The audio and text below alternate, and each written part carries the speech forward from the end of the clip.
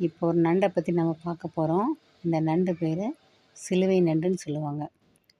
அதன் மேலே அழகாக சிலுவை அடையாளம் வரைஞ்சிருக்கும். அதனுடைய கண்கள் வந்து ஒரு பச்சை கலரில் இருக்கும். டார்க் ப்ரௌன் கலரும் ஒரு செங்கல் கலரும் சேர்ந்த மாதிரி இருக்கும். நேரில் பார்க்கறதுக்கு ரொம்ப அழகாக இருந்துச்சு. இது கிராமத்தில் ஒரு கதை சொல்லுவாங்க. என்னென்னா, புனித சவேரியார் வந்து ஊழியம் பண்ணுறதற்காகட்டி கடலில் போயிட்டுருக்கப்போ, கடல் ரொம்ப கொந்தளிச்சிட்ருக்கச்சில அவர் கையில் உள்ள சிலுவையை எடுத்து ஜெபம் பண்ணக்கச்சில அந்த சிலுவை கை தவறி கடலுக்குள்ளே விழுந்துட்டான். கடலுக்குள்ளே விழுந்தோடனே ரொம்ப கஷ்டப்பட்டு ஜெபம் பண்ணிகிட்டே இருக்கச்சில ஒரு நண்டு வந்து எடுத்து கொடுத்துச்சு.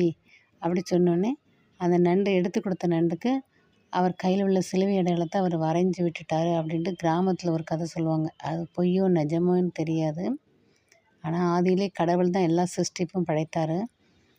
இந்த கதைகளை சொல்லுவாங்க. இந்த நண்டை யூஸ் பண்ணிவிட்டு இதை கழுவிட்டு இந்த ஓடு இருக்கு இல்லையா, அந்த ஓடை சாம்பிராணி புகைலாம் போட்டு வீட்டு நிலக்கால்களில் கிராமத்தில் மாட்டி வைப்பாங்க. இந்த சிலுவை நண்டை நான் இப்போ தான் ஃபஸ்ட்டு முறை பார்க்குறேன். நீங்கள் யாராவது பார்த்துருக்குறீங்களா?